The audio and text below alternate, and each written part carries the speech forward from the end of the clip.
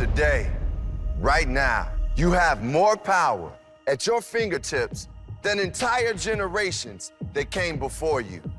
Think about that. That's what technology really is. It's possibility, it's adaptability, it's capability. But in the end, it's only a tool. What's a hammer without a person who swings it? It's not about what technology can do, it's about what you can do with it. You're the voice, and it's the microphone. When you're the artist, it's the paintbrush. We are living in the future we always dreamed of. We have mixed reality that changes how we see the world, and AI empowering us to change the world we see. You have more power at your fingertips than entire generations that came before you. So here's the question: what will you do with it?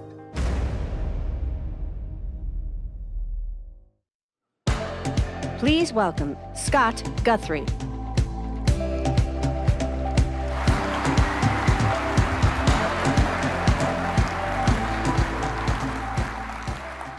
Well, good morning, everyone, and welcome to Build.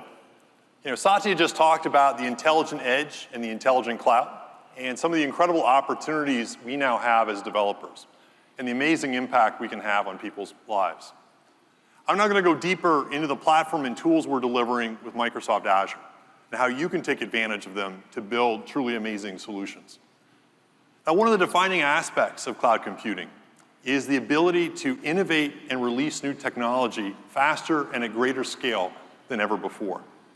This new set of technology, things like IoT, machine learning, microservices, AI, serverless computing, and more, is all happening right now, thanks in large part due to cloud computing.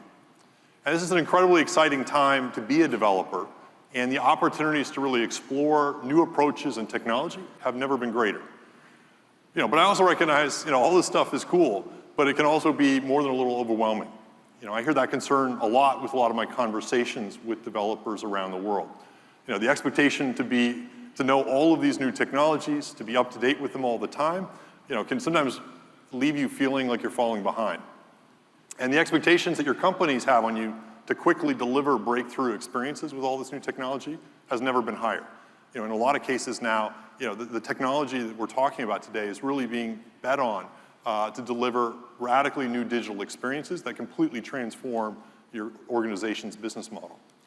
And you have to be careful about security while also simultaneously trying to be an expert on all this new tech and deliver those breakthrough solutions. And needless to say, this isn't all easy. And it's really with this understanding that shapes how we try to build and deliver Azure.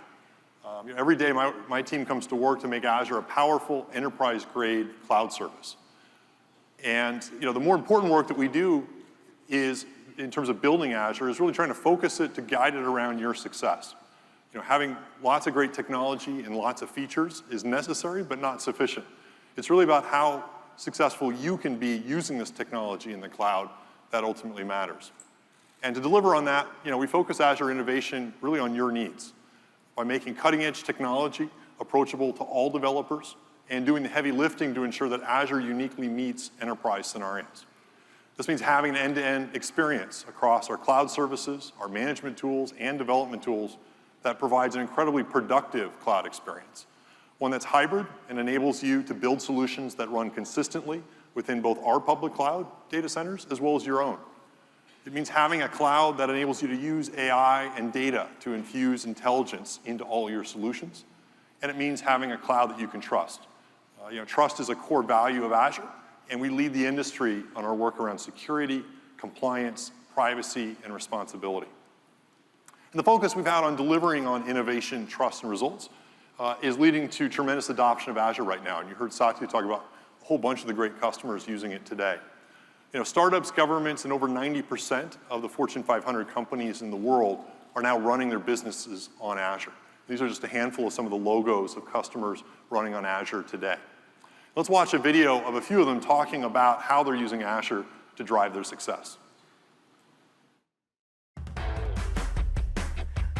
Microsoft Azure allows us to move forward our DevOps strategy. It's a way for us to manage, maintain, and build out our infrastructure. The benefits we saw from the Azure migration was almost immediate. Cosmos DB allows Domino's to have a globally redundant, reliable, and compliant solution all across the world. A few mouse clicks, you have a SQL solution in Europe. We love the ability for us to, every single day, every single hour, almost in real time, assess what is important for our customers. We develop one solution, and we can run that in public Azure or Azure Stack. The key with serverless is really that you have a very short way from coding into actual operation of your code. I love Kubernetes. Visual Studio Team Services has been super impactful in terms of our new platforms that we're building. We're using it to build CI/CD pipelines with our Azure Cloud instance. Where Visual Studio App Center stood out was its reliability. We can write tests in one language, run them on a bunch of devices, and be able to rely on the test results. It is very simple. I love C#. With Samsung devices, .NET is going to be everywhere. We are all racing towards secure. By bringing the community to the data, we're actually able to speed the discovery of new knowledge. Azure will be one of the leaders in that technology. Microsoft helped us achieve our digital transformation. It's put us over the top. We can handle the volume. We're like, bring it on. We want more.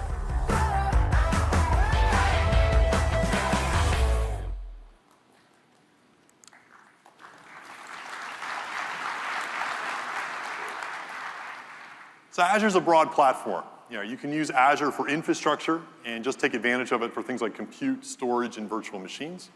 But you can also take advantage of over 100 highly engineered services to build your apps even faster. And this morning, I'm going to focus on 5 areas of innovation that we think are important for every developer as we move into this intelligent cloud and intelligent edge world. Let's start by talking about the work we're doing around dev tools and DevOps. Our mission with Visual Studio is to provide best-in-class tools for every developer. And we now have tools for developers who want a lightweight code-optimized editor, as well as for those looking for a full development IDE. And with Visual Studio Team Services, we provide a suite of developer SaaS services that deliver a complete DevOps experience. And when combined with Microsoft Azure, these tools deliver a fantastic development stack with unparalleled developer productivity for every developer. Now, one of the great new Visual Studio improvements we're making available today is a new capability we call Live Share. We think this is really a game changer in terms of enabling real-time collaborative development across teams. VS Live Share enables you to not only work collaboratively on code with your coworkers, but even do shared debugging of an app across team members. It works across both Visual Studio and Visual Studio Code, and even allows developers to do live shares across Windows, Mac, and Linux dev machines simultaneously across any language and code base. And what I'd like to do now is invite Amanda Silver, who runs our Visual Studio IDE team, on stage together with Jonathan to show off a demo of Visual Studio Live Share in action. Here's Amanda and Jonathan. All right, thanks, Scott. Let's start coding. Now, today, developer collaboration usually doesn't start until after somebody makes a commit. And that's often really too late for teams that are motivated by time to market. Uh-oh, it looks like Jonathan needs some help. I guess now is as good a time as any to help show you guys how collaborative development works on our team. So I'm supposed to deploy the guestbook app for the live share booth in like the next hour, but photos aren't showing up anymore, and I'm kind of starting to freak out. Now, to get Amanda's help, I could start a screen sharing session, but the constant back and forth over control of the keyboard gets really tedious. And frankly, I'm a little bit tired of people saying that my editor theme looks like the aftermath of Cinco de Mayo. So let's use something new instead. Let's use Visual Studio Live Share. Now, I'm on my Mac. I'm using Visual Studio Code, and I've already installed the Live Share extension. So what I'm going to do is go down to the status bar and click this Share button.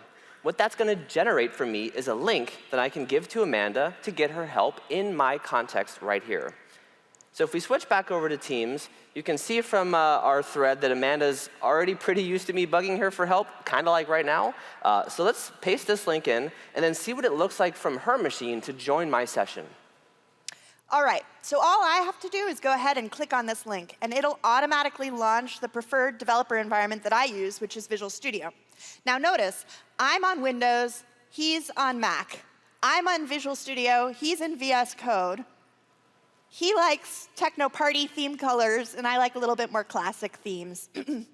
Now, as we join in Visual Studio, you'll see that it's populated by the context that's actually on Jonathan's machine. I have none of the dependencies that he has to run this source code. I didn't clone the repo. I don't have Node installed. I basically have nothing installed that he has a dependency on. And yet, I get all of the context and all of the language services here in Visual Studio. Now, as soon as it connects, you can see that I'm automatically brought to the place where his cursor is currently at, and I can see his cursor move around. I can also see him select things so that we can get a shared context really, really quickly and start working together. Even further, I can independently investigate what's going on in the folder so that I can look at other code to get my bearings a little bit. All right, Jonathan, now that I'm in, what's going on? So the guest book isn't showing photos anymore, and I kind of think it's related to this code right here, but I'm not exactly sure. Any ideas what's going wrong? Well, I have no idea looking at this, but I really can't think straight with red squiggles, so that's the first thing I have to take care of is this linting error. Now, as you guys can see, as I move around in here, I get the same experience that you would expect from Visual Studio. You can see I get that tooltip. I can go ahead and get completion lists and select const.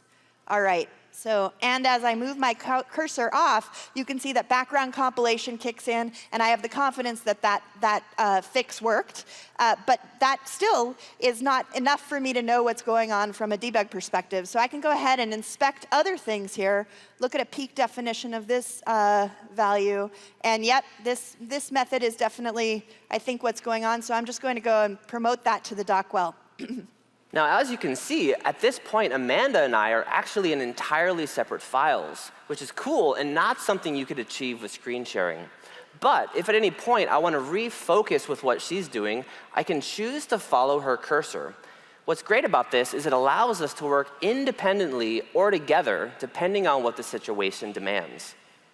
All right, Jonathan, I think I know what's going on, but to be really confident, I'd like to set a breakpoint on this line and debug. All right, and as soon as Amanda sets that breakpoint, it shows up on my end as well. What's really important about that is that LiveShare is not just an editing platform. It is real-time collaborative development, which we all know development includes debugging.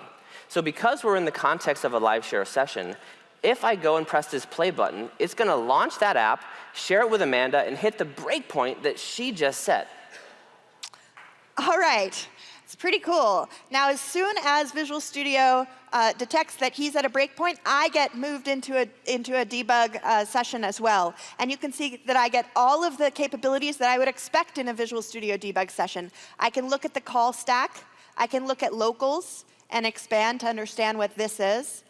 I even have a shared debug cursor. I have access to the same execution point that he has. So I can go ahead and even step over and then get hover tips to understand what the values are. And I can see that, yep, Jonathan, I think I figured out your problem. This signature is 44, and it really should be an object. So you're calling unshift on array, but it really should be shift. So I'm just going to save that, and I think that should work. All right. Now, I'd really like for Amanda to be able to verify the fix that she just made before I let her off the hook. But the Guestbook app is running local on my machine, and I'm not ready to deploy it yet, and I certainly don't want to expose it over the internet.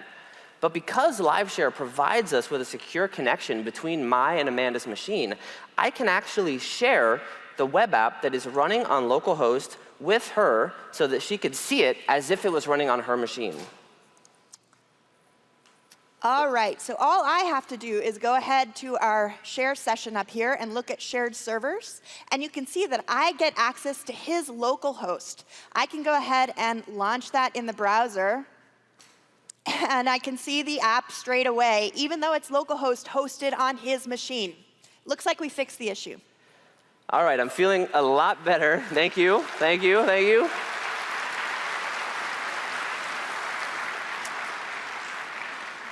So I'm kind of out of hot water at this point, mostly, but let's make sure that we didn't regress anything else and run our tests. Now, the Guestbook app, like many modern applications today, actually runs its tests from the command line. But Amanda's not standing right next to me to run that or view the results with me. But once again, because LiveShare provides that secure connection between the two of us, I can also share a live terminal instance with her that she will see on her end, and can then run our tests and let us both view the results in real time. So as soon as he starts that terminal, it's shared. And this isn't just a terminal that's specific to this debug session, it's actually a shared terminal access to his machine. So I could use this to inspect developer configuration, for example, and see what version of Node is running. But in this case, I'm just going to use this to call our tests. And we both see the results at the same time. It looks like it's good. Yeah, so we fixed the app. I think the test results speak for themselves. Live share is awesome. Thank you so much, Amanda. Awesome, High we're five. ready to go live. Yeah. Great, thanks. Thank you. Thanks.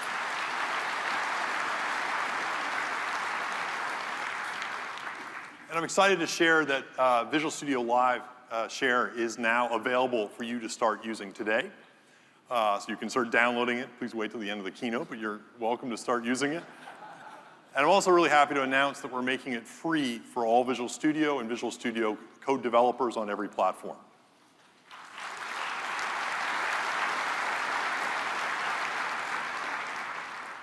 So one of the things you probably noticed over the last few years is the change in how Microsoft approaches open source. We not only now support open source projects in a deep way, but we also have open source much of our own product development. VS Code is just one example of the type of open source projects we help lead now. It's developed in the public on GitHub, and it's had over 17,000 developer contributions to it to make it even better. And VS Code is just one example of how we're really trying to change our development approach to be much more open and inclusive at Microsoft. Things like .NET Core, NuGet, PowerShell, and our Azure SDKs are other examples of where we're taking Microsoft projects and are now developing them in the open and hosting them on GitHub. And what I'd like to do is invite Jason Warner, the Senior Vice President of Technology at GitHub, on stage to talk a little about GitHub and some of the changes they're seeing as part of this engagement, as well as to talk about some exciting work that we're launching together today. So please join me in welcoming Jason. Hey, Scott. Well, welcome, Jason. Thanks for being here. Can you tell us a little bit about GitHub and the mission you guys have for developers? Sure. Thanks, Scott. Yeah, GitHub's core mission is to make developers' lives better. We started this by revolutionizing code collaboration. Today, the majority of the world's code, both public and private, sits on GitHub, with 27 million developers collaborating across 80 million repositories. We view ourselves as stewards of developers, and we aim to reduce the friction in the entire software development lifecycle to get developers back to doing what they care about most, which is writing code. That's awesome. So we very much obviously share your vision in terms of both how developers and specifically open source can really fuel innovation. And that's really, as I talked about, one of the core reasons why it's become such a critical part of our engineering culture over the last few years. I think it's amazing to see what Microsoft has done in the past few years. The industry has shifted and to realize the power of open source. And in fact, I don't think it's too bold to say that open source now powers modern software development. And Microsoft might be the best example of a corporation embracing open source. We know from statistics that we have in GitHub that Microsoft is the single largest corporate contributor to open source on GitHub, and thereby extension in the history of open source. In fact, Microsoft has the largest open source community in the entire world with Visual Studio Code. That's pretty awesome. And I know in addition to contributing and projects and hosting on GitHub, one of the other things that our two teams have been working on a lot has actually been on several other projects in terms of technology integration that we've done. I was wondering if you could share a little bit about those and from your perspective how it's helping developers. Absolutely. We've been able to accomplish a lot over the past few years. Last year at Microsoft Connect, we announced our combined work on GVFS, which allowed Git to scale to the world's largest repositories across Windows and Linux. And with our shared developer focus, our areas of interest seem to overlap more and more with each passing year, and I'm excited to see us working this way out in the open. I know our teams have been working hard on something new that we're launching today, and that GitHub's doing even more broadly across your ecosystem. Can you tell us a little bit more about what you guys are rolling out and how we're integrating? Absolutely. Today, we're announcing the public beta of the GitHub Checks API, which will allow our partner integrators to do very deep, annotated, and rich data sets across all manners of continuous integration, including linting and code analysis. And we're excited to see what you're all going to do with that today. Awesome. Well, thanks so much for Thanks, joining us, Scott. Jason. Thanks, everybody. Thanks.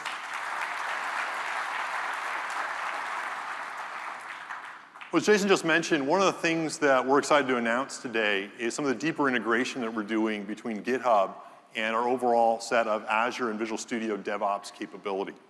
And the first scenario that we're releasing today is integrating the mobile DevOps tooling support that we provide with Visual Studio App Center directly within the GitHub experience. Now, VS App Center is something we launched late last fall, and it enables mobile developers to build, test, and distribute mobile apps to a wide variety of different devices, including both iOS and Android, to monitor the performance of those apps, as well as to collect analytics and crash dumps from them so you can quickly improve your app with each release in a nice iterative way. And we made all this easy by integrating all of the different DevOps stages into one smooth workflow. And what's great with our GitHub partnership is we've now taken that and directly integrated it as well within GitHub as part of that experience. And what we'd like to do is invite Samina, who leads the PM team for VS App Center, on stage to actually show off VS App Center and the great integration we now have with GitHub. Here's Samina. Thank you, Scott.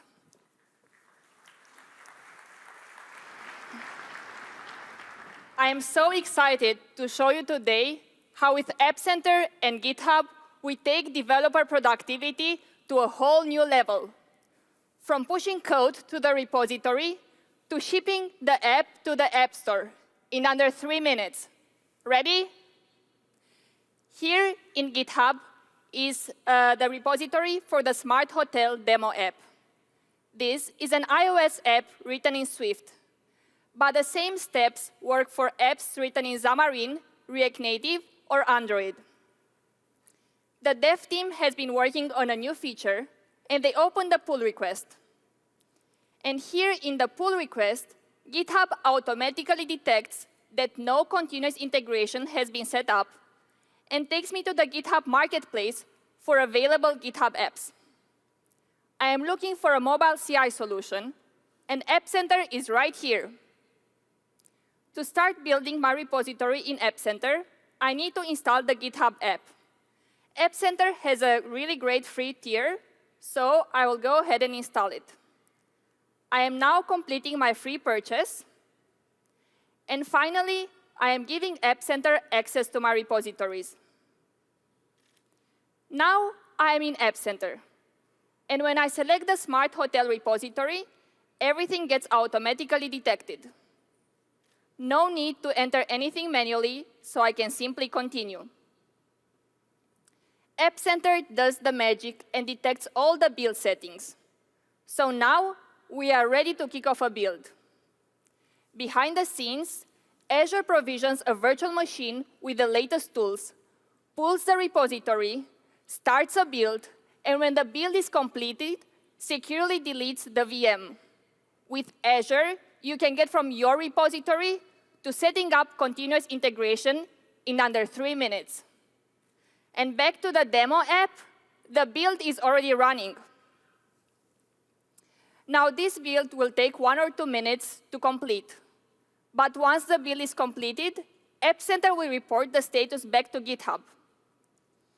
And here in the pull request, I can see all the checks have passed, and the build is successful. Now, before merging the pull request and distributing the app to my users, I want to run a suite of automated UI tests and to make sure that no regressions were introduced. App Center offers thousands of devices with different operating systems and languages, all hosted in Azure.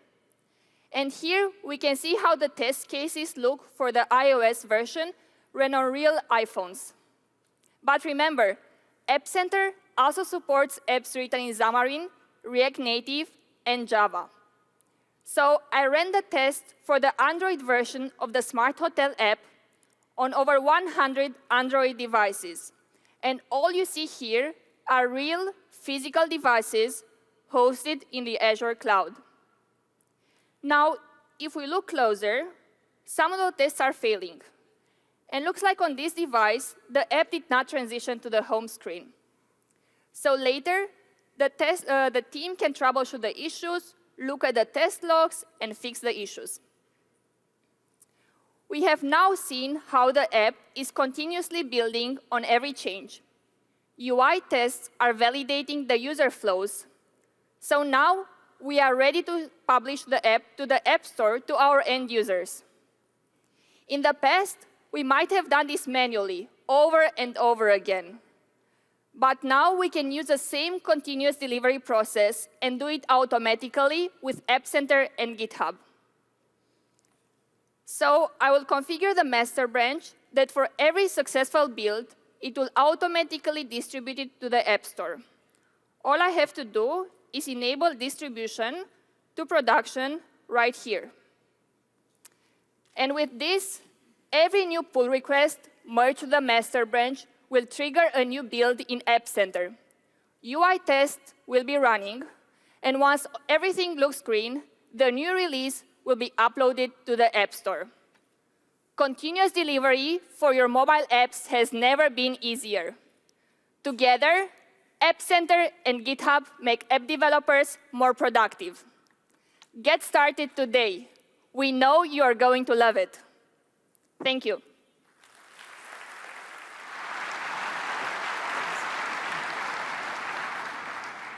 So VS App Center is just one of the DevOps tooling components that we provide as part of the Visual Studio family and Azure set of DevOps tooling.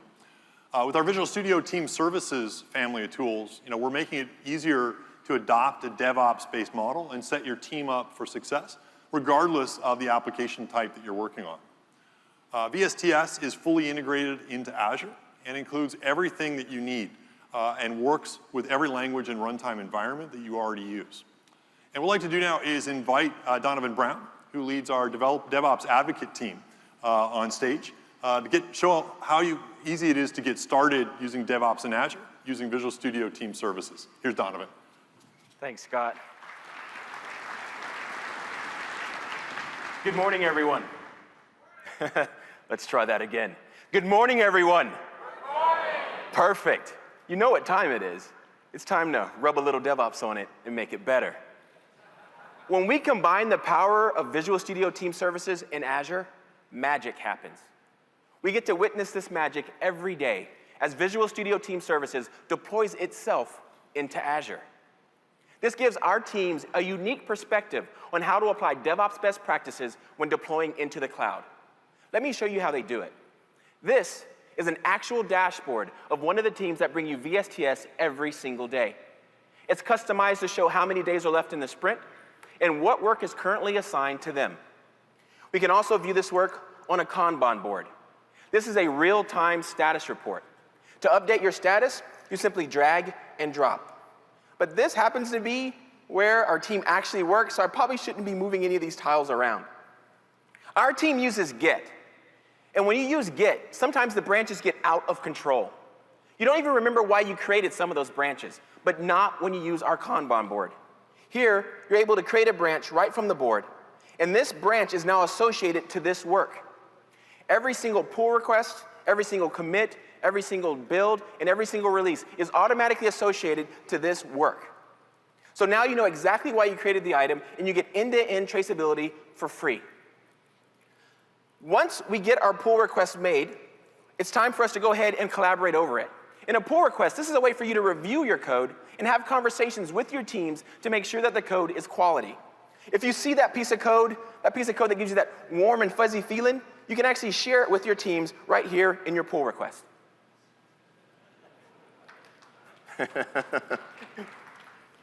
Our pull request can also run policies, and one of the policies that we run is a build. Our builds run a staggering 77,000 unit test against every pull request, and we do this 600 times a day to ensure that we only ship the highest quality code to our customers. When our pull request is done, the code is now ready to be deployed into production. Here, we practice safe deployment. Safe deployment is where we deploy to one production environment, monitor the code before we deploy to the next production environment. This first environment, ring 0, is where the VSTS team actually works.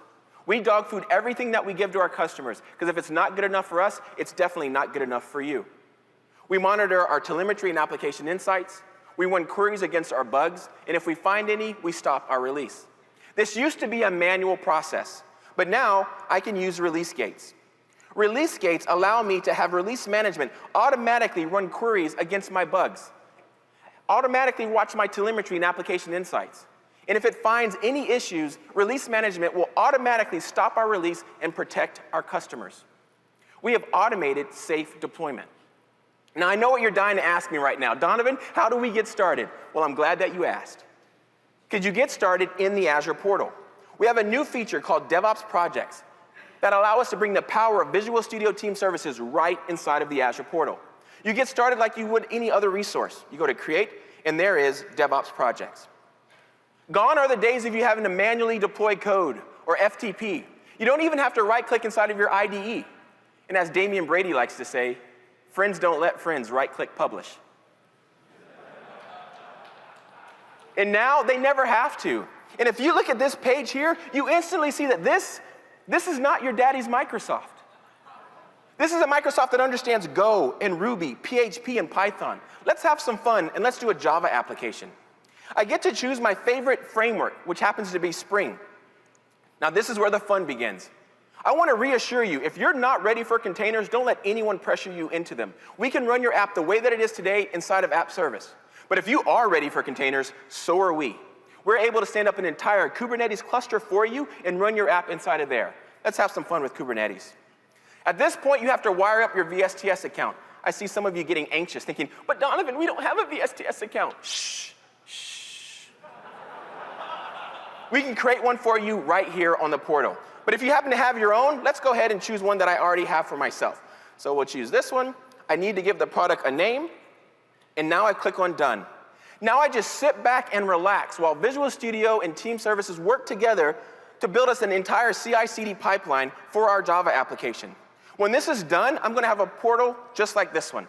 This is a blade that shows me everything from Visual Studio Team Services and Azure in one place. I can see my commits to my repository, the builds, and the releases. I can see my cluster and even infrastructure information coming from application insights down here at the bottom. If I click on this link, I get to see the sample application running in my cluster right now. Chances are you have your own code. So why don't we go ahead and show you how you can actually use your own code as well. Luckily, I can use the deep links here on our build pipeline. Jump right inside of Visual Studio Team Services, where I have complete control over this pipeline. I can simply come in here and say, why don't we edit our build definition? Let's get your code from where it exists today. Maybe your code lives inside of GitHub. So I come over here, and then I authorize my account. And then once I do, I have access to all my GitHub repos right here inside of Visual Studio Team Services. I'm going to choose my Smart Hotel 360, click on Select, and now I'm going to save and queue this build. I am now pulling code upon every commit from GitHub, building this Java application and packaging it as an image. I'm then going to take that image and deploy it all the way inside of Kubernetes. I hope you realize that this is not just a new era for Microsoft. This is a new era for all of us. Because when we combine the power of Visual Studio Team Services and Azure, here at Microsoft, we can implement DevOps for any language targeting any platform. Thank you so much, everyone.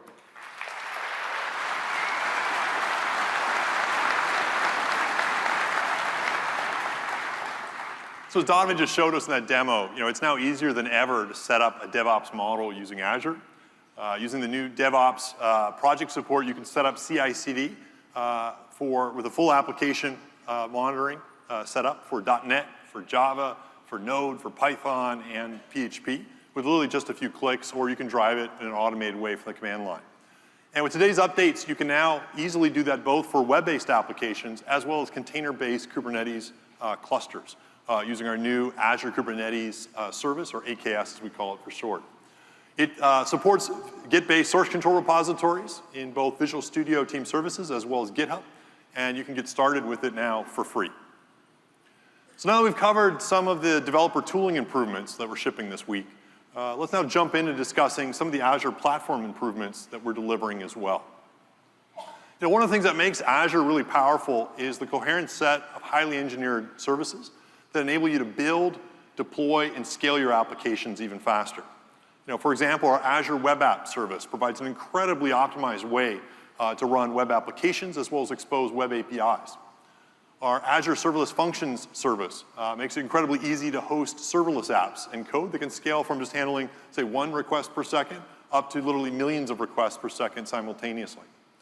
And with both our Azure Kubernetes service and Service Fabric offerings, we enable you to build modern container-based microservice applications. Let's talk a little bit about the new AKS service I mentioned. So our new AKS, or Azure Kubernetes service, provides a fully managed Kubernetes-based orchestration service. It provides built-in auto-patching, auto-scaling, and update support, which enables you to take the full breadth of the Kubernetes ecosystem when you're doing your development. And we're releasing a bunch of great updates with it this week at Build. One of the capabilities we're really excited to share is a new feature we call Dev Spaces. Dev Spaces enables a fast inner-loop development experience when building Kubernetes-based microservice applications. It enables you to edit and deploy code instantaneously, as well as debug and set breakpoints across multiple containers running in a microservice-based environment. And it's designed to work both great for individual developers, but where it really shines is when you have a team of developers working together and you want to share a common team-based development environment and be able to test and iterate independently as appropriate. What I'd like to do is invite Scott Hanselman on stage to show off some of the new improvements we're shipping this week with Azure Kubernetes Service, as well as demonstrate how you'll be able to take advantage of Dev Spaces to get a super smooth inner-loop development experience with Kubernetes on Azure. Here's Scott.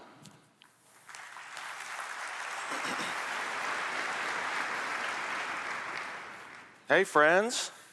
So we saw Donovan take a Java app through Azure Devops Projects, and he went and deployed that to AKS. Fast forward 30 days later, and the project is a lot bigger, the company's a lot bigger, and let's say that I'm a new developer. So I need to get up to speed on how to work on this as quickly as possible. This is the site that I'm working on, and I'm going to come down here because I was told that there was a bug. When people go and search for hotels, I can type in New York and I find my New York, but when they type in Seattle, it doesn't work. So something is wrong.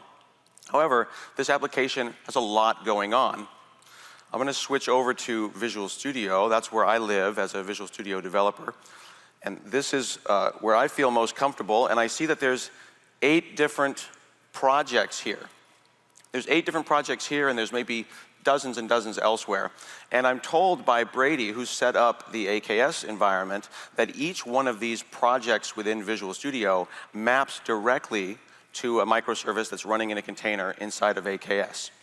So if I switch over into Azure, I can see all the different containers, not just the ones that are in Visual Studio, but the ones that other teams are working on that might be running in different languages in different environments. I can see there's my hotel service. This is all running as part of Azure Kubernetes Service, which is pretty amazing because it is a fully managed service. I don't have any VMs to worry about. I didn't create a bunch of VMs and then install Kubernetes on them. I just have Kubernetes as a service. I can go and upgrade at any time. I can hit scale, and I can go and say I want 8 CPUs or I want hundreds of CPUs. It's totally up to me. Now, within this cluster, I can also peer into the health of individual containers. You can see, so that's green, that's good. OK is good. I'm going to open that up. Here's all these containers, and I can scope my namespace. Mainline is where I'm told that the bug is, and all the services can be picked from. I'm going to pick hotels, because that's the one that I am currently working on. If I click on hotels, and then open that up, I see some interesting stuff that the CPU is about 4 or 5%. There's my hotels container that I want to debug, because I think that's where the problem is. And I'm going to hit View Logs. Now, when I click into View Logs, I didn't have to install anything. This all comes as part of the service. I've got this rich logging experience right off the bat. And Brady gave me some queries to try out so I could learn this as a new developer. And I've put a couple of those into the clipboard. So here, I can go and do a search and say run. And now I'm looking at aggregate CPU over all of the containers instantly. You see it was about 4 or 5%. So obviously my problem is not a CPU related problem, but I'm here to fix a bug, and I want to see if I can use the analytics to do that because, again, there's dozens of containers. So I've got a query here where I'm going to look for places that return 0 results, because when I typed in Seattle, I got back 0 results. And then I know that it's written in C# because that's my language and that's the thing I'm working on. So I'm going to look for places where it contained the word controller. So hopefully we'll see if we can narrow down where this bug might have happened. And I can zoom in here and see the places where the bug has happened in the public web. And I can even change this and see how often that bug happens and then render it as a chart.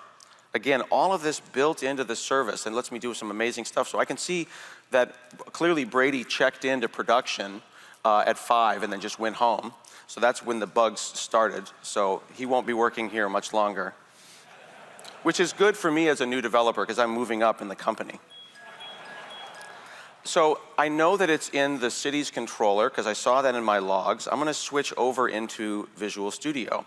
Now within Visual Studio, I could go looking for it and hunting around in here, but I'm just going to hit Control-T because this is my steez, this is where I live. I know how to move around inside of Visual Studio. So I'm just going to hit Control-T and go to Cities Controller and see the microservice that pulls that data back. Here's my get default cities. I'm going to right-click on, say, go to definition. These are the default cities that are hard-coded. And then up here, the actual microservice, get, that goes and talks to the back end. Now, we have 10 microservices here I can see in Visual Studio, but just so you can get a real sense, there's dozens elsewhere, and some of them are in different languages, but some of them are actual Azure services like Cosmos DB or Postgres or SQL. There's a lot going on to make this happen. So I go back over to Cities Controller and I say, all right, we're looking for default cities or, okay, and there's the bug. They didn't call get, they call get default cities, so that's a problem. They've actually only looking at the hard-coded cities. I'm going to change city queries to say get, pass in name, and go like this. Now I'm going to set a breakpoint, and you'll notice that this is all just the stuff that I ordinarily do as a Visual Studio developer, right? Nothing interesting going on here. However, if I were to hit F5 ordinarily, I might need to start up all of this stuff. Think about the amount of work it takes when someone says, hey, welcome to the company, here's a laptop, let's get this set up with a tiny production environment on your underpowered laptop, and then next week we'll make you more productive. That's a complicated experience. I don't want to have that experience. Instead, I'm going to use Azure Dev Spaces, and I'm going to run this stuff up in AKS. I have my own personal space up there. Now, I think it's my own personal space because there's at least 5 Scotts that work at the company and a number of women with the last name Scott. So there could be 7 potential Scotts that are going on here. But I think this is my space. Did my microphone leave?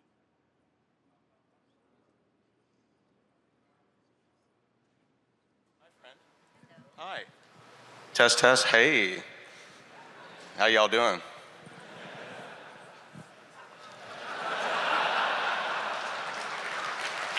It's all good. I'm not really sure how that's planning on working. So, let me add some value.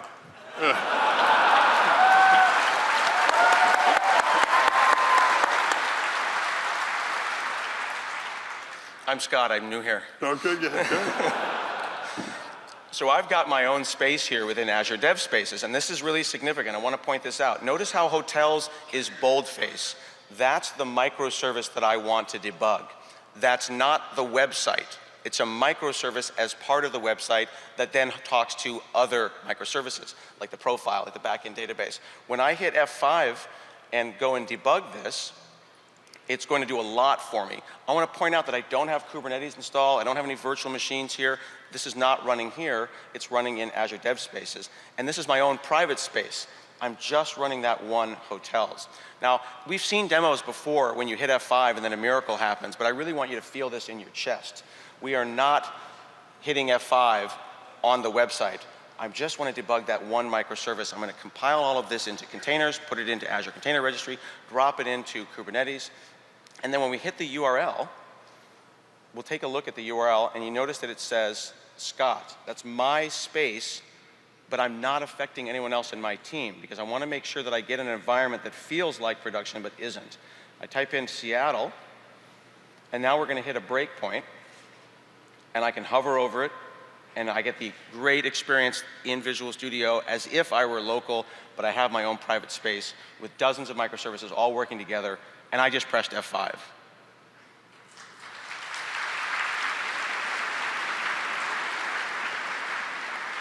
So what did we see? We have a fully managed Kubernetes. We've got auto patching, scaling. We've got upgrades. We've got an integrated container health. I searched terabytes of logs instantaneously. I've got the ability to rapidly debug and fix apps in a complicated environment like this with just Visual Studio and my Azure subscription. And thanks to AKS and Azure Dev Spaces, Azure has the best Kubernetes experience in the cloud. Thank you.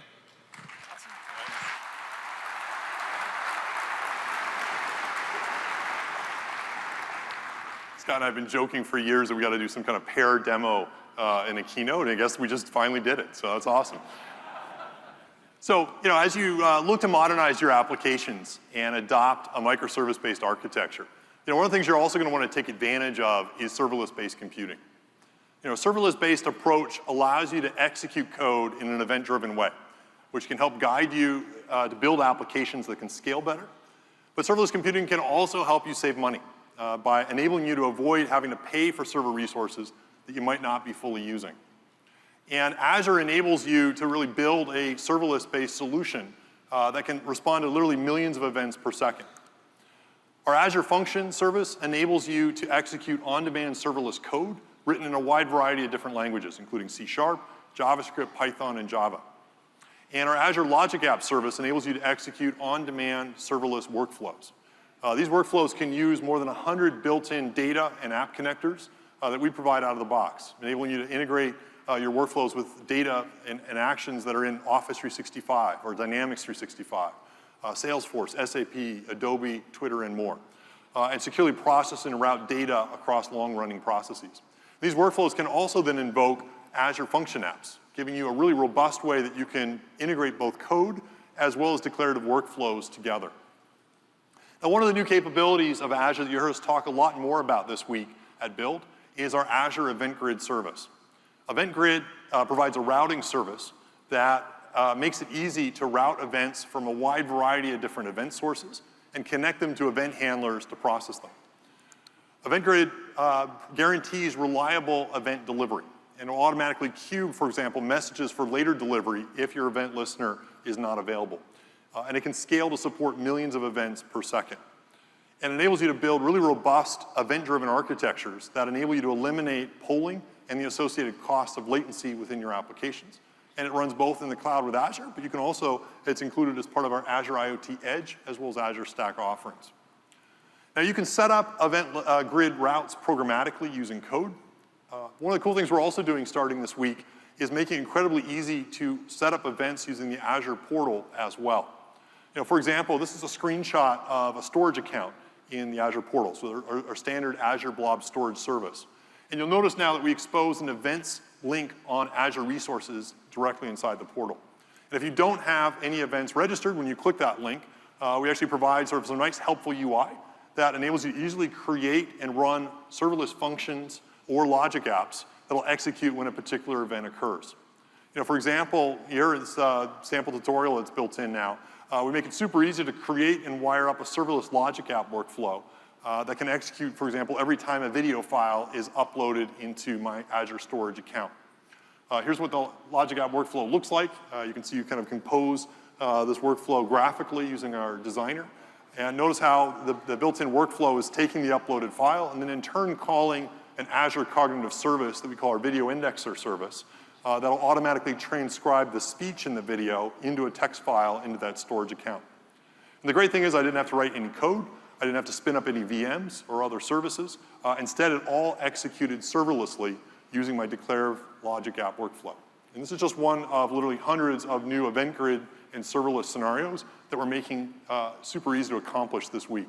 And all of our Azure services will expose events that can be managed using Event Grid with this type of serverless composition model. Now, where this container and event-driven serverless technology becomes incredibly powerful is when handling new types of massive scale solutions like IoT. IoT is now experiencing just exponential market growth. 2 years from now, there'll be more than 20 billion connected devices in the world. That's approximately 3 times the number of human beings on the planet. And the need for developers who can build IoT-based solutions is rapidly growing. We already have thousands of Azure IoT certified hardware devices in the market today, supported by hundreds of different partners. And what's great is that means as a developer, you can easily build Azure IoT-based solutions and take this hardware, take these solutions, and easily integrate them with our Azure IoT cloud services. And let's take a look at how we can do this. So our Azure Iot Hub Service enables you to securely connect and manage up to billions of IoT devices. It was the thing that was on that back end when Sam was showing the drone, for example, in Satya's keynote this morning. And what's great about Azure Iot Hub is it can work with any IoT device out there and includes built-in security management capabilities. So for example, you can tell it to patch the device automatically, as well as device twin support, so that you can actually query and update the configuration of any device, even when the device is offline. And when it comes back online, it'll automatically update. And as a developer, it provides a great event-driven serverless programming model built on Azure Functions that enables you to both ingest telemetry from any device, as well as interact and program it from the cloud. Since I bet many of you here have never built an IoT app before, you're probably wondering, well, okay, that sounds good, how easy is it to do? What I'd like to do is invite Jeff Hollins on stage to show off, literally from scratch, how easy it is to build using Azure Iot Hub and our Azure Serverless Functions programming model. So here's Jeff. Thank you all very much, and thank you, Scott. All right, so I want to show you just how easy it is for every single developer to get started building applications across IoT and the cloud. And to do that, Scott has given me a challenge to build an IoT application from scratch, live in front of all of you now, in less than 5 minutes. And the application that I want to build is going to center around this IoT button. Now, this is a very simple IoT device created by one of our partners. And how it works is that whenever somebody presses this button, it automatically wakes up, connects to Wi-Fi, and sends some data up into the cloud. Now, the application that I have to build centers around Twitter. So I'm showing here a Twitter account, hashtag Azure IoT Demo if you want to follow along. And what I need to build is an application so that if you're at the conference and you see this button, or buttons just like it, and you see something awesome, that you can press this button and let the world know through a tweet that something awesome is happening and where they can go to check it out. All right, so with that, let's start the clock and see what we can do. All right, the first part of this application is how these devices securely connect to the cloud. And for that, I'm in my Azure portal, and I can create a brand new IoT Hub. IoT Hub is an all-in-one service in Azure that allows me to connect, configure, manage, and monitor all of my IoT devices at massive scale. Now, I already have an IoT Hub in my subscription, so let's open it up here and see what it's doing. You'll notice that there's actually a number of devices already connected to this hub, and it's even been sending some data throughout the day today. And I can come in here and drill into the devices that I've paired with this IoT Hub. And I want to point out right here at the top of this list, this is my IoT button in my hand. Now, we need some code to run whenever these buttons are pressed. So to do that, I'm going to come here into Visual Studio and create a brand new Azure Functions project. This will enable me to have serverless code run on demand to all of these IoT events. And serverless and IoT pair great together because as I continue to add more devices and data, my application automatically scales. So in this new project, let's go ahead and add a new function. You'll notice there's actually a number of triggers that I can use to start this code, but I'm just going to use this IoT Hub trigger right here. And let's associate it with my IoT Hub in my subscription. Now, here's where I can write whatever code I want to run in response to events. And to prove this out, let's just change this line of code and have it say button pressed. And we'll click Save here and click Run. Now, I'm going ahead now, and what's powerful with Azure Serverless is that I can actually run Azure Functions locally on my machine and debug it. In fact, I've gone ahead now and just pressed this button. And you'll notice that my function on my PC was able to securely connect to IoT Hub, see that trigger, and run my code. In fact, just to prove it again, I'll press this button again, and you'll notice here we got another log message. So I can very easily debug and make sure my code is working before I deploy it. Now, there's two pieces of information that I care about for my application to work. And the first is the location of the device. And that's because I want to include that location in the tweet of where something awesome is happening. And the second thing that I want to know is the type of message that's being sent. As you notice, my IoT Hub is actually filled with a bunch of devices sending lots of data. And before I go and send a tweet, I actually want to make sure that the type is, in fact, equal to a button pressed. All right, we've written about 6 lines of code here. This is where I know I need to post a tweet. But I've only got about 2 minutes left. There is no way that I can look up the Twitter API and figure out how the crap to grab an OAuth 1 token in that amount of time. So instead, what I'm going to do is leverage another piece of Azure Serverless, which is Logic Apps. So I'm back here in the Azure portal, and here I can create serverless workflows. Now I'm going to add an action here, and what's powerful is that not only can I add other Azure functions that I've written, but there's over 200 connectors here out of the box to enable me to integrate with services like Cosmos DB, Cognitive Services, GitHub, Google Docs, the Microsoft Graph, even on-premises SAP. Now this is incredible for me as a developer because this is all function code that I don't have to write. So that if I want my application to do something like post a tweet to Twitter, I just select the Twitter connector, say I want to post a tweet. I've got some text here ready to go. Let's paste this in.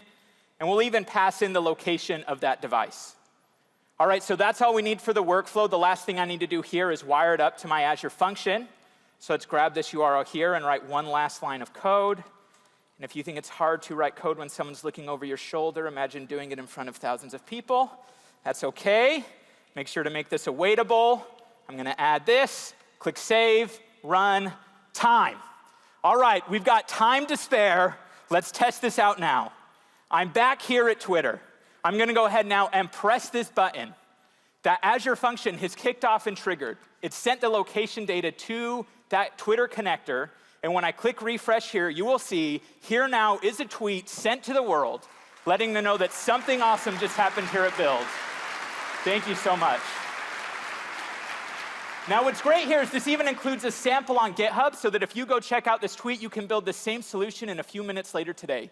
And I was able to build this entire application that could now scale to thousands of IoT applications in less than 5 minutes. Thank you so much.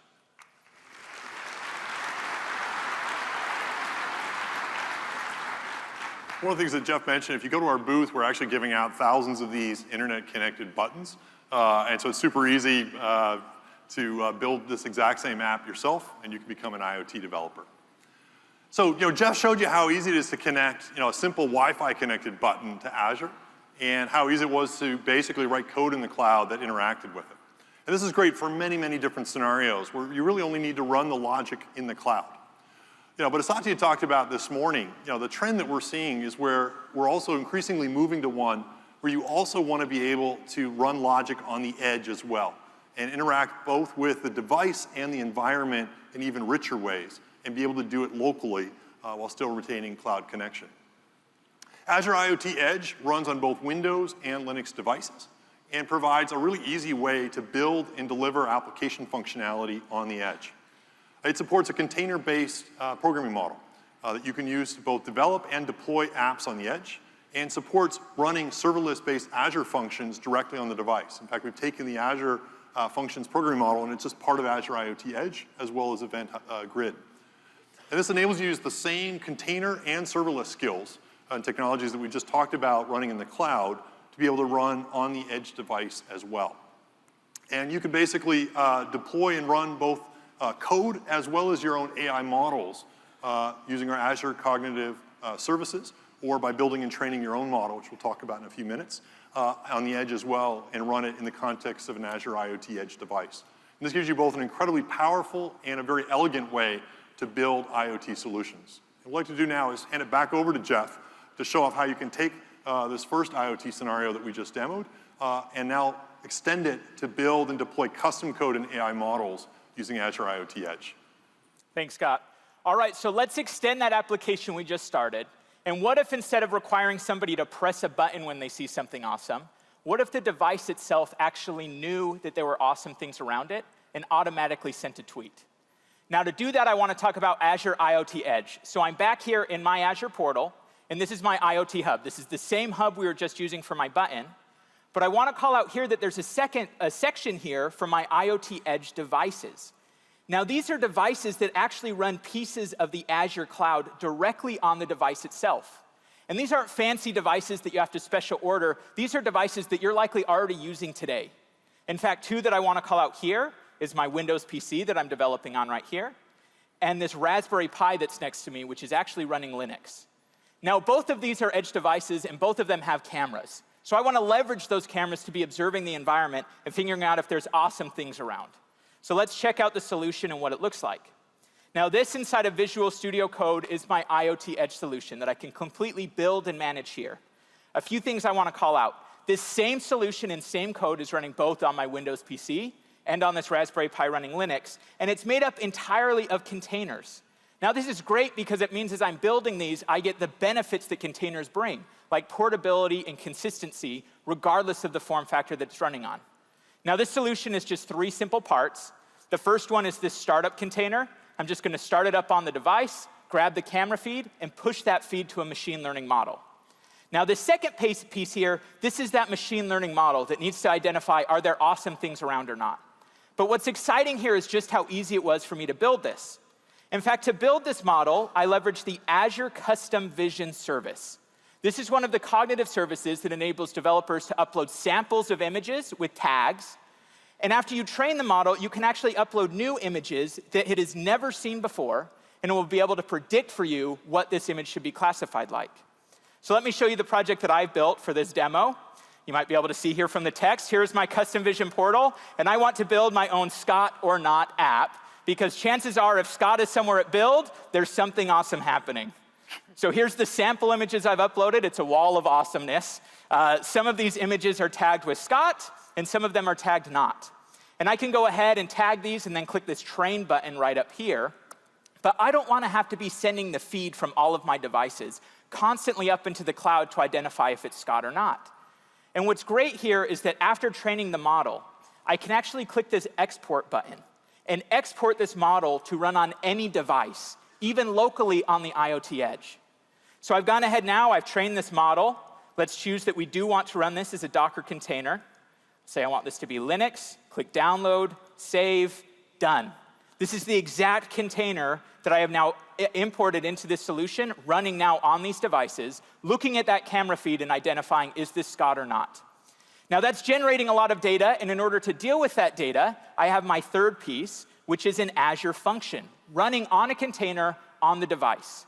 Now I actually want to show you that Azure Function code because it should look familiar.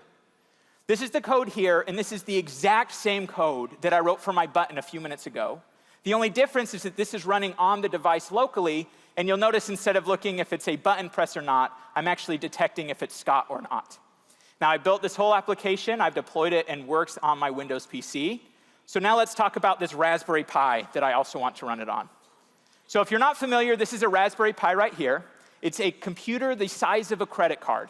It has an ARM processor. It only has 1 gig of memory. It can run Windows IoT Core, but for right now, I'm actually running Linux on it. Now, I want to pull in all of that power of the Azure cloud and run it on this simple device right here. So let's test it out now. I want you to pay attention to these lights up here, because this is going to show us what the device is thinking. So here's the camera feed. I'm going to go ahead here and give a nice smile for the camera. And you'll notice that right away, this device has rejected me with a red X, letting me know that I am not, in fact, awesome, or Scott, getting flashbacks of high school. So we'll go ahead now, and Scott, if you'll join us, let's see if we can get something awesome to happen. If you'll go ahead and give a nice smile to the camera. And you'll notice that right away, this device has seen something awesome is happening. Thank you. It's actually posted another tweet with Scott's picture. Hopefully it was a flattering shot that it took of you, which also includes a link to this code. Now that's fantastic, and just an example how, as a developer, I can use these powerful tools to build applications at massive scale on the Azure cloud. But when I need to, I can actually pull pieces of that cloud down and run with that power on a device as simple as this Raspberry Pi. Thank you so much. Right. Thanks, Jeff.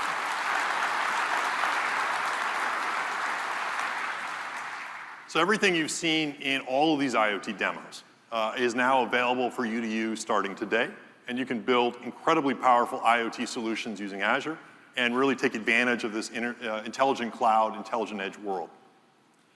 Now, one of the most important decisions you'll make as you start to build large-scale cloud applications, whether it's for IoT or for any other scenario, is how to store and represent your data. So let's spend some time talking about how you can do that with Azure and some of the cool new things coming out this week. You know, Azure now provides an incredibly flexible choice of operational data services. In our Azure SQL database, Postgres, MySQL, Redis, and Cosmos DB services are databases that we provide as a service, which means we provide them as a database service with an SLA. and it's a fully automated managed service. This means you don't have to manually configure your databases for high availability or have to manually patch or update them. These are capabilities built into the services that we provide for you. We similarly provide built-in backup as well as point-in-time restore capabilities. The ability to easily scale up and scale down capacity at will very quickly. And a whole bunch more capabilities that are all just built-in features that you can leverage. This enables you to be much more productive and build applications faster while still preserving the flexibility of your favorite database of choice.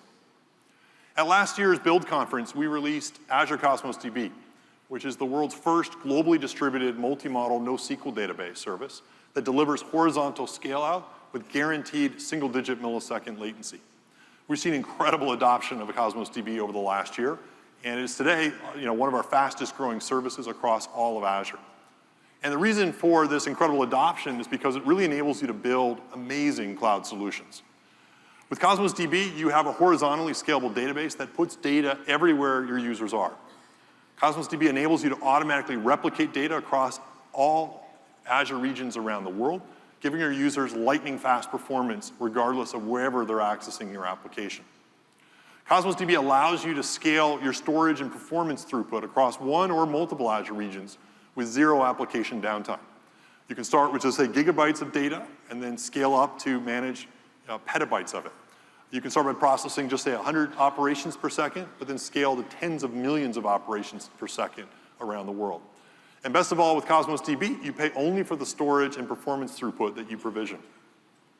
And Cosmos DB is unique in that it allows you to program against it using a variety of different APIs and data models. We support MongoDB, Gremlin Graph, Table, SQL APIs, Spark APIs, as well as Cassandra APIs. And this gives you maximum programming model flexibility and enables you to easily reuse code and libraries that you already have. This week at Build, we're announcing a bunch of great new improvements to Cosmos DB. These include new pricing options that help developers achieve, in some cases, up to 10x cost savings over their solutions. And it also includes an incredibly powerful new capability, which is multi-master write support. Cosmos DB now supports unlimited read and write scalability by virtue of a highly decentralized masterless replication protocol support. This guarantees single-digit millisecond reads and now writes response time at the 99th percentile anywhere in the world, which is something no other database in the world delivers today. And with its unique adaptive entropy protocol, Cosmos DB significantly reduces write conflicts, which makes it much easier to build multi-master write scenarios and applications. In the event of a write-write conflict, Cosmos DB supports both a well-defined policy-based programming model that's built into the transaction system, as well as the ability for developers to add their own custom logic conflict. These are incredible innovations that really enable you to build truly planet-scale applications. And what I'd like to do now is invite Rima, who's one of the core architects of Cosmos DB, on stage to show off an example of how easy it is to use this multi-master write support to build amazing cloud solutions. Here's Rima. Thank you, Scott. Good morning, everyone. It's really, really exciting to be at Build here this year. Now, imagine you want to build a planet-scale intelligent app serving millions of users all around the world. In this demo, I'll show you how easy it is to take any app and scale it globally using multi-master capability in Azure Cosmos DB. Now, to show you the benefits of multi-master for global scale apps, we have built a multi-user interactive canvas with millions of pixels inspired by the Reddit Place experiment. This app is running across all Azure regions with the data stored inside Cosmos DB and replicated across all Azure regions as well.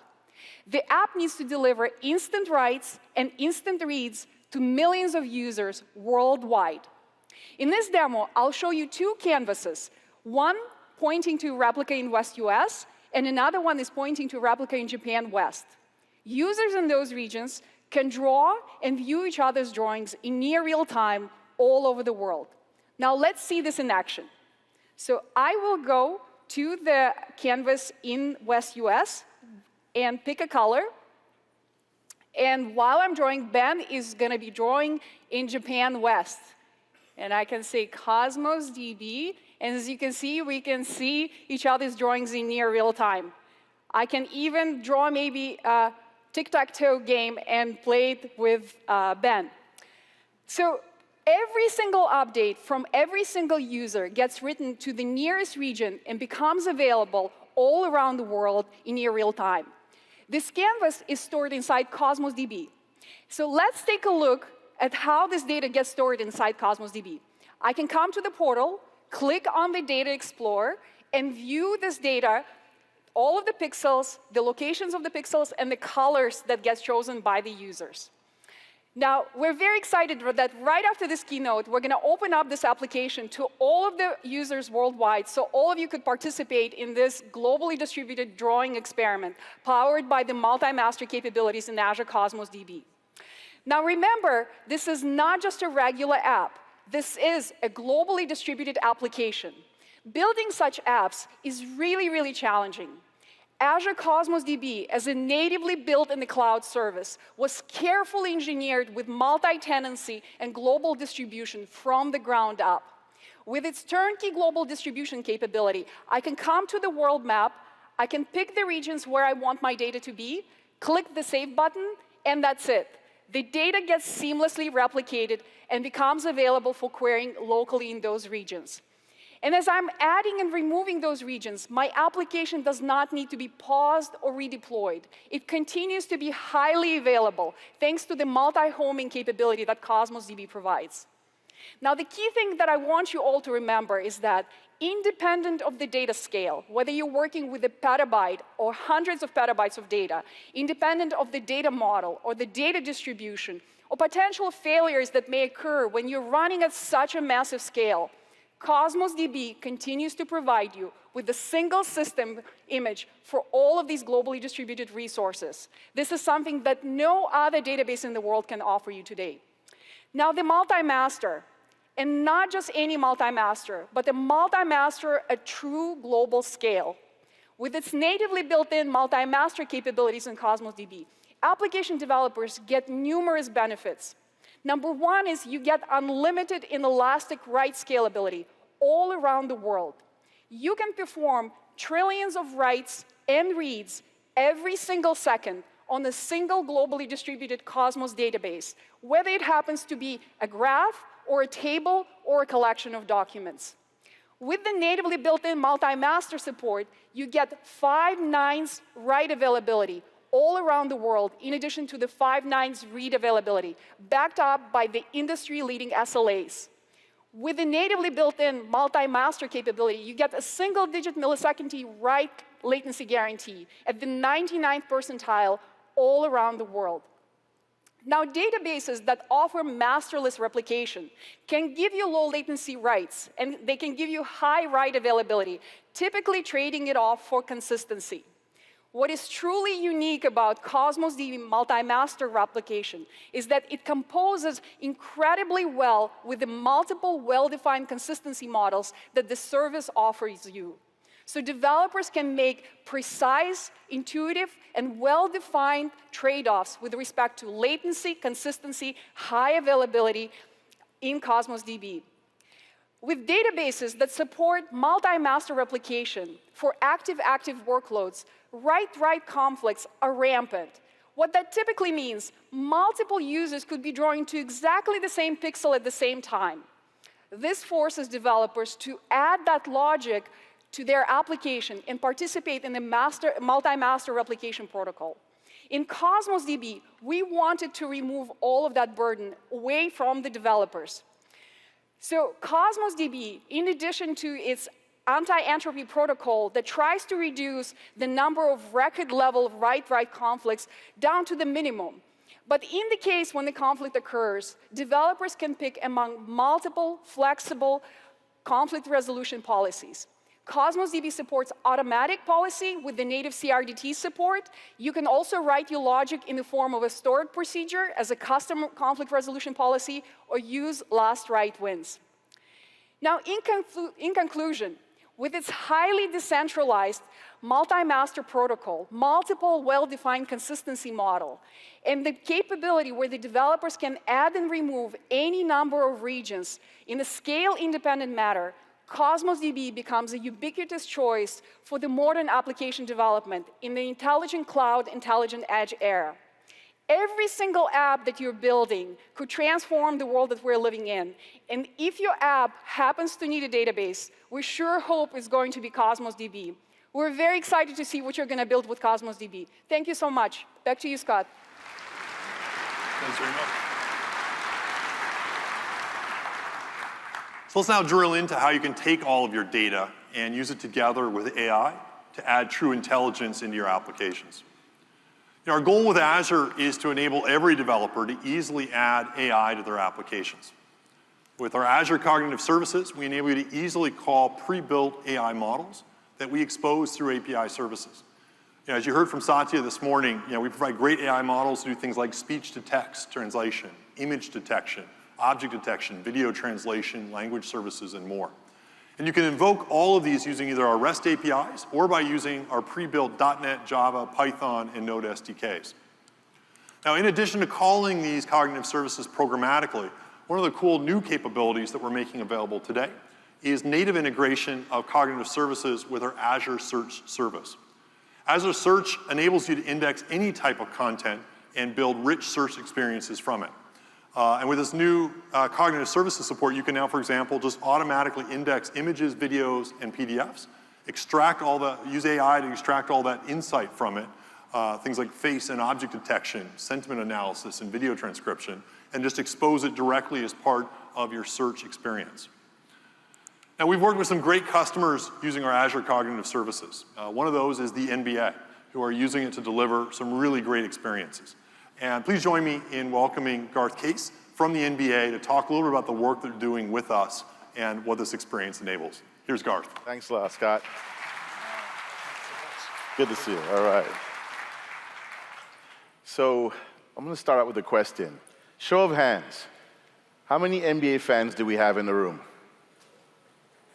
Okay, it's a reasonable amount. So my name is Garth Case. I'm in my 20th year at the NBA. There are two questions I get asked most frequently. The very first one is, have I met Michael Jordan, Shaq, Kobe, or LeBron? I'm lucky enough to say yes to all of that. I have. The second question, though, why have I stayed so long at the NBA? The answer might seem cliche, but it truly is because of the people. Working for the NBA, I've had the opportunity to meet and learn from the best and brightest in sports. Now, for those of you that don't know, during the NBA regular season, 30 teams play 82 games. Each game generates terabytes of content. As you can imagine, this much information makes it difficult to manage and curate and get insights delivered consistently across all our internal and external channels. Now let's talk about the NBA's journey to finding a solution to our growing data problem. 18 months ago, when we first started to organize and understand our data, we started like most, thinking that we could build a data lake and that would solve all our problems. But our data lake quickly became a data swamp. And it was difficult to hear important signals in the data through all the noise. Even though we had designed the perfect analytics layer, we needed something more. We needed a learning layer.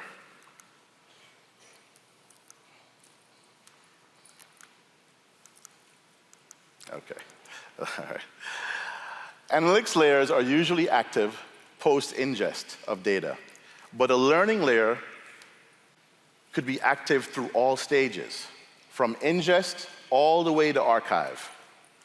It would help us organize and graph our data, surface patterns that connect dots and allow us to focus on the high-value information.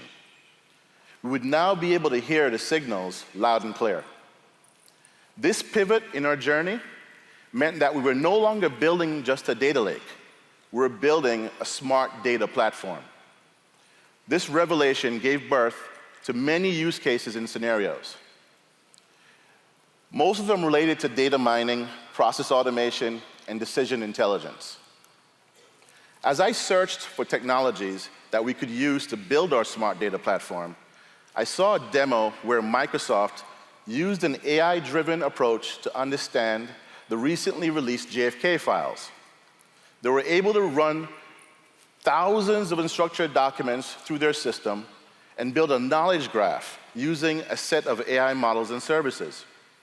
Their use of new cognitive capabilities in Azure Search, as well as leveraging custom and pre-built AI, appeared to be the perfect recipe for a cocktail that would enable us to understand our content and add the layer of learning and intelligence we needed to build our smart data platform.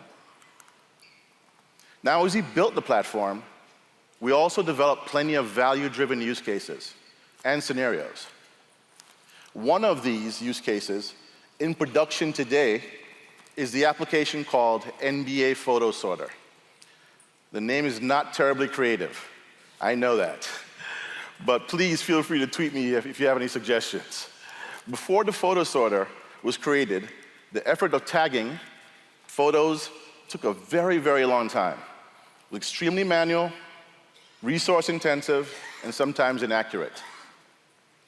Now, with the help of Azure, photos and other types of content can be automatically tagged and related quickly and increased accuracy. The photo sorter has already aided us in quickly tagging VIP photos from our events. These photos are turned into printed and digital albums, which are given to VIPs as a personalized gift.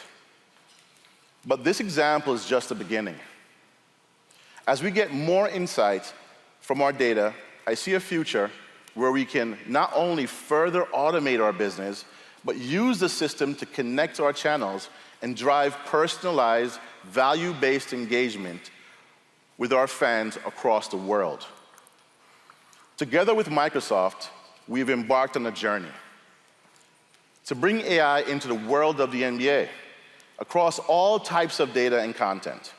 My intent is to use AI to power the next generation of experiences for our employees, our teams, fans, everyone around the world. I have one plug before I turn it over so you can check out the photo sorter. At this very moment, we are in the semifinals of the NBA playoffs, where you can experience the excitement of watching the best athletes in the world compete for the title of NBA champion. I hope that you all will tune in and share the excitement with me. Now I'll turn it over to, I don't have her name. Paige? Yeah. Is that your name? Yep. To do our demo. Thank you. Awesome. All right. Thanks so much, Garth. So as we just learned from Garth, the NBA truly is a data-driven organization.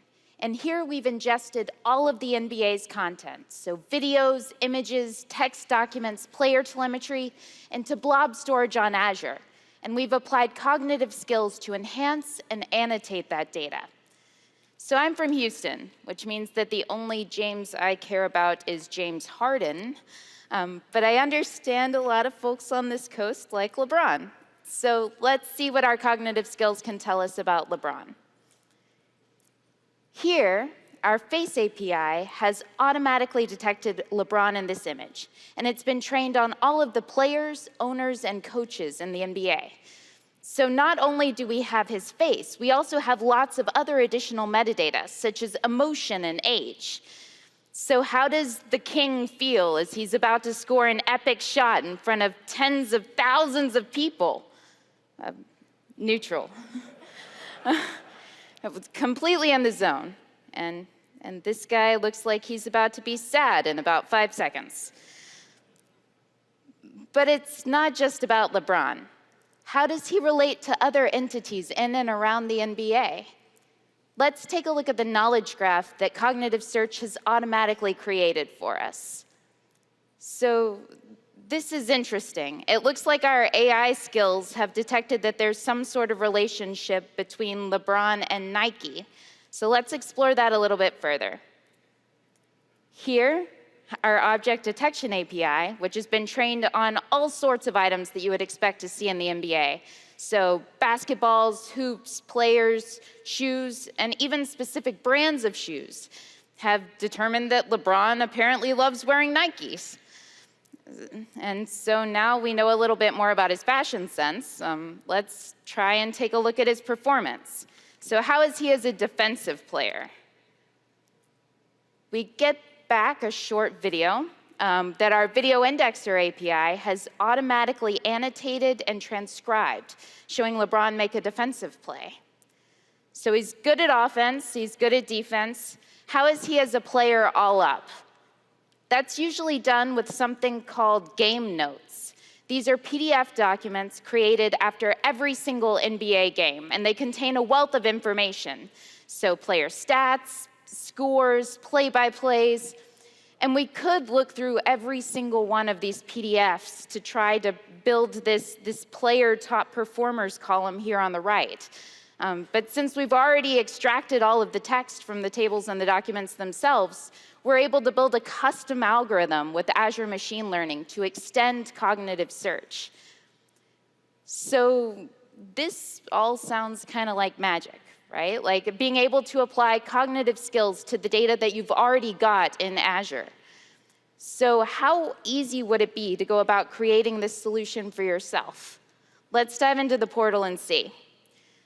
So if I wanted to create a search service, all I would need to do is go to Create Resource, Web, and then click Azure Search. Or you could just search for search, I guess.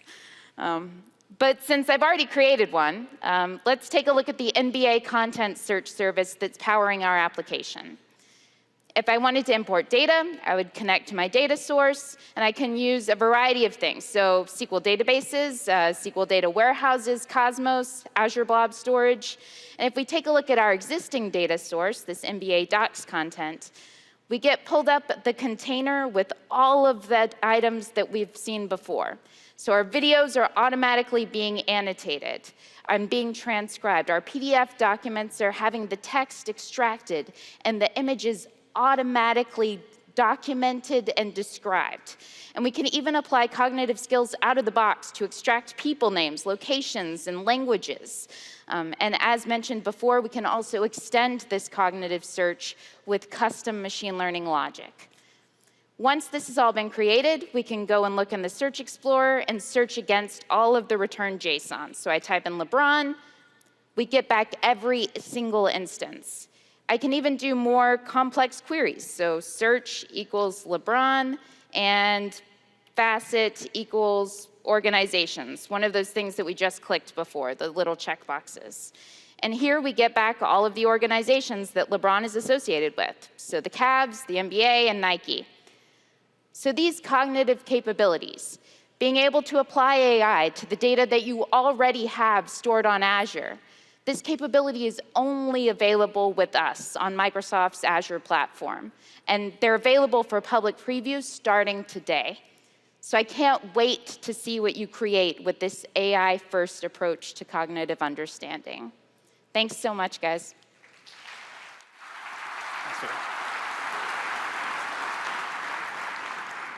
So the great thing about Azure Cognitive Services is that you don't have to be an AI expert in order to take advantage of AI within your applications. But we also know that a lot of you want to be able to build your own AI models and tailor them to your precise business needs. And we provide a great way to do that on Azure. So when you typically want to build an AI model, you typically walk through a workflow where you do three things. Step one is where you prepare your data. Step two is where you build and train an AI model from it. And step three is when you deploy the model and start using it within an application.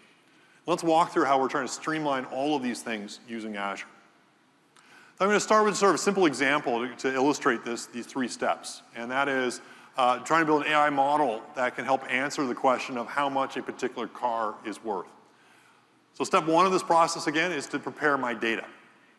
Now, data scientists building AI algorithms spend on average about 80% of their time doing data preparation steps, working from multiple data sources and merging the data together, finding and fixing anomalies and outliers, and standardizing on formats. It's a really arduous task, and a lot of people often refer to it as data wrangling. Our Azure Databricks service is an Apache Spark-based analytics service that's optimized for Azure. It enables you to quickly launch and scale up Spark clusters on demand. It includes a rich interactive workspace that makes it easy to build Spark-based data workflows, and it also includes built-in data adapters that allow you to work with all the different data that you store within Azure. And it makes it really easy to prepare data for AI-based workflows, whether you're just working with a few gigabytes of data all the way up to hundreds of petabytes of data.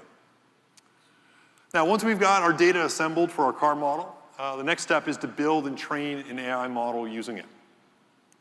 Now, for example, for our car scenario, we might want to create and train a model that predicts the value of the car using a data set of historical car prices.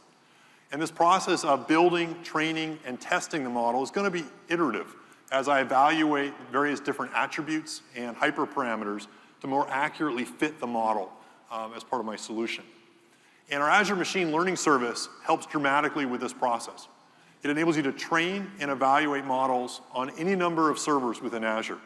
You can literally scale up from using just one server to build and train your model to literally running across hundreds of thousands of servers with just a single parameter change in your application. Azure Machine Learning enables you to use every popular data science and AI framework out there, including TensorFlow, Caffe2, CNDK, Keras, PyTorch, and more. In addition to every popular AI framework, we've also included pre-built AI models with Azure, specifically designed for computer vision, text, and forecasting scenarios. These can dramatically improve both the performance of your AI models, as well as the speed with which you can go ahead and build solutions with them. And once you have built an AI model with our Azure Machine Learning, you can then package it up into a Docker container and deploy it to run anywhere. With our Azure Machine Learning Service, you can build and deploy AI models that literally run anywhere. This includes our new Azure Kubernetes service that you saw Scott Hanselman demo earlier, which is great for hosting an AI model that you use for online API scenarios, or our Azure Batch service if you want to iteratively batch-based process lots of data. Or you can deploy it, as you saw Jeff show, on Iot Edge for edge-based computing scenarios. And because these models are container-based, you can also run them anywhere else as well, including on-premises environments. This gives you maximum flexibility to use AI literally everywhere. And the great thing is you can take these sort of three-step flows and use it with any data stored inside Azure and make any application you work on much more intelligent.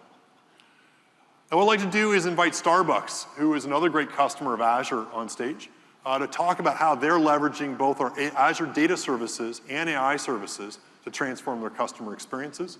So please join me in welcoming Jeff Wiley on stage here to talk about Starbucks and the great work they're doing. Here's Jeff. Good morning. Can I borrow that? Sure. Well, good morning, everyone. It's a pleasure for me to be here. Hope you're having a great morning so far. This is great. And it is my pleasure to have the opportunity to spend a little bit of time sharing about how an iconic brand like Starbucks is being transformed by many of the same technologies that we've heard about this morning. Many of you know us, but let me share just a little bit more about what Starbucks looks like today. We have 28,000 stores around the globe, over 300,000 partners who proudly wear the green apron in 77 countries around the globe. All of this equates to over 100 million occasions each week where our customers visit a Starbucks store. And that equates to about $22.5 billion of revenue last year.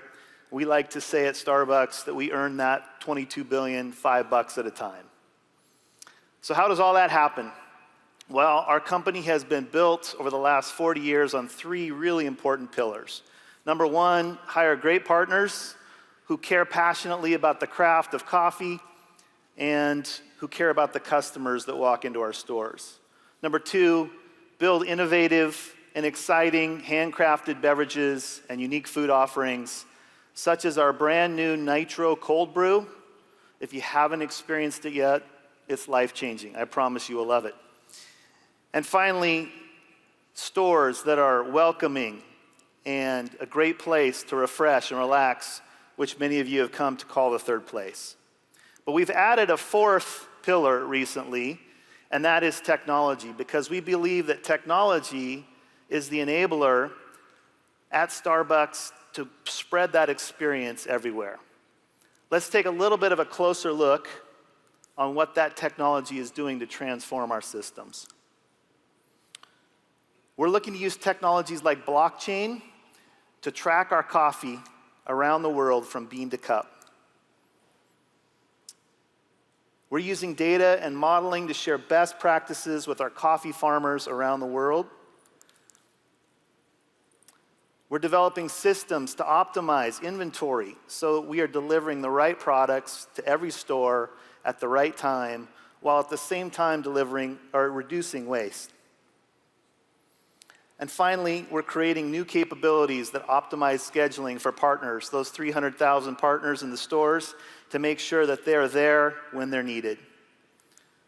And let's not forget our industry-leading mobile application, where we're leveraging scalable infrastructure that adjusts automatically as demand changes throughout the day. But probably the biggest transformation for Starbucks as a whole is in our partners, who have been able to innovate faster and build solutions more quickly for our business than ever before. So what do all these have in common? Well, every one of these projects leverages cloud platforms like Microsoft Azure, which enables us to move faster and build better solutions. We're also partnering closely with great companies like Microsoft, who not only help us along this journey, but are teaching us as they go. Finally, another benefit we see from the cloud is our ability to deploy these solutions globally.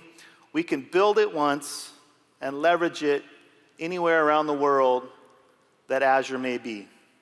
It really is helping transform our business. So let me give you a specific example that we're super excited about. Over here you can see a typical store, and we have orders coming into that store, maybe a mobile order, maybe a drive-through, or maybe someone walking up to our register. Today, our partners do an amazing job to fulfill and craft those orders, but we do it in the order that or the sequence that the order came into the store.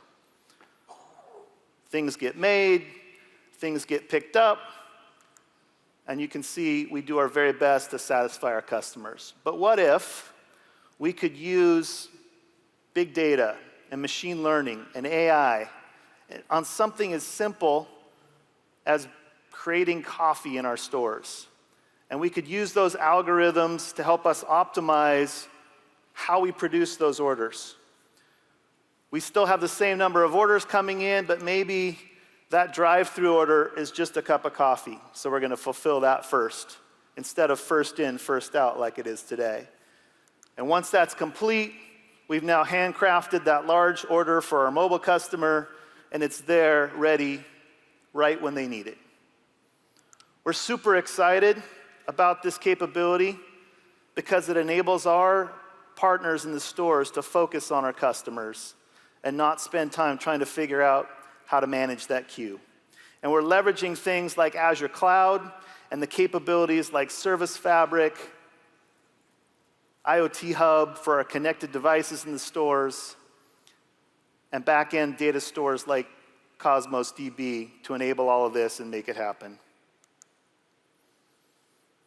Who knew there was so much technology behind a simple cup of coffee? Our mission at Starbucks is to inspire and nurture the human spirit, one person, one cup, and one neighborhood at a time. And together with partners like Microsoft and technologies like Azure Cloud, we strive every day to fulfill that mission. Thanks for listening, and enjoy the rest of the conference.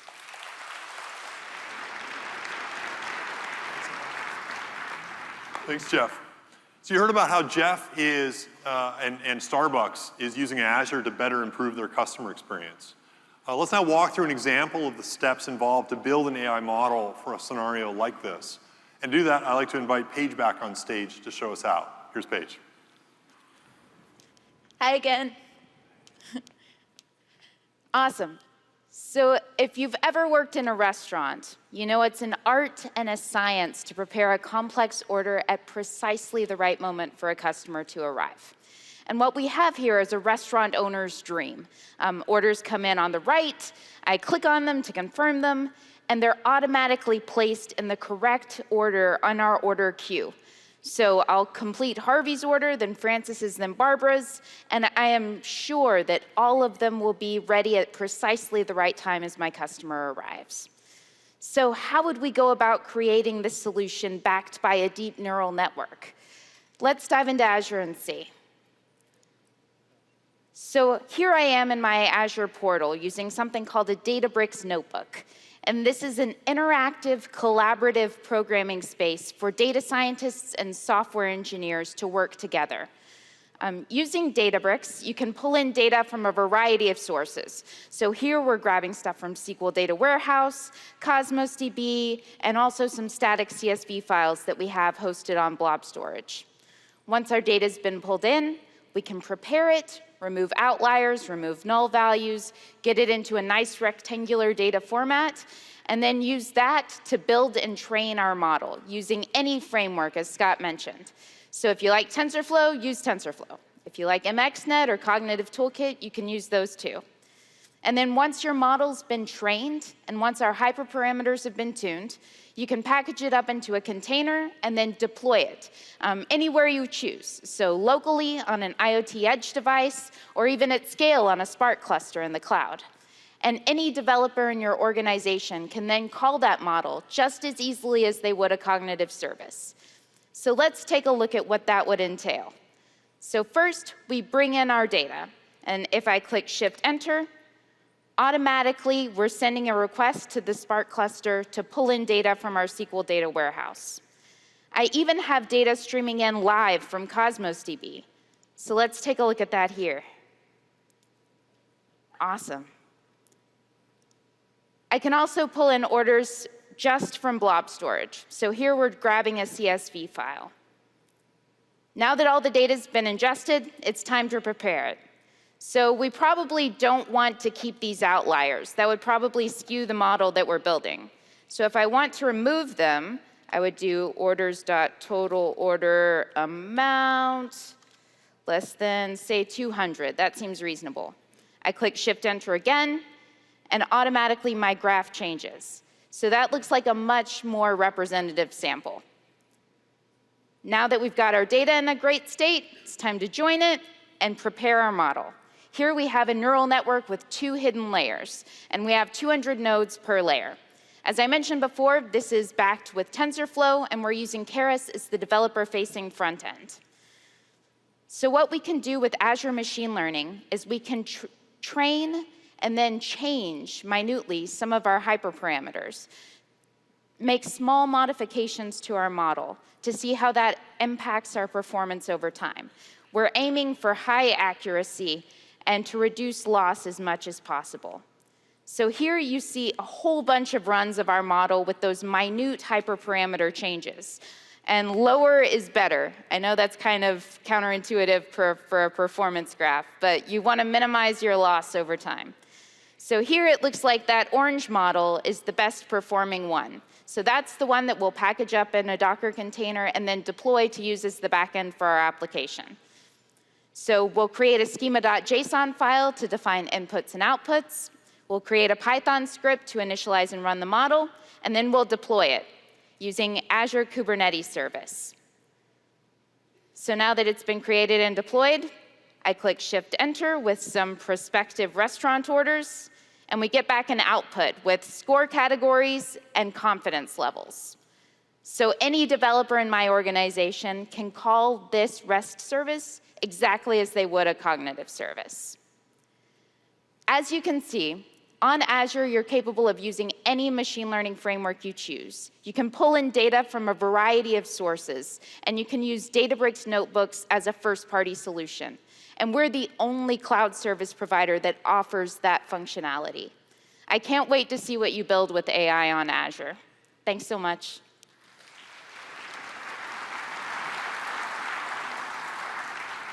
So we've covered a lot of new services and capabilities that we're releasing with Azure today. and walk through some of the amazing opportunities that are out there for all of us to build great new applications with it for this intelligent cloud and intelligent edge world. I hope you enjoy the rest of Build. We're really looking forward to getting your feedback, and I can't wait to see the great applications that you build with Azure and across the Microsoft stack. Thanks so much, and have a great rest of the conference.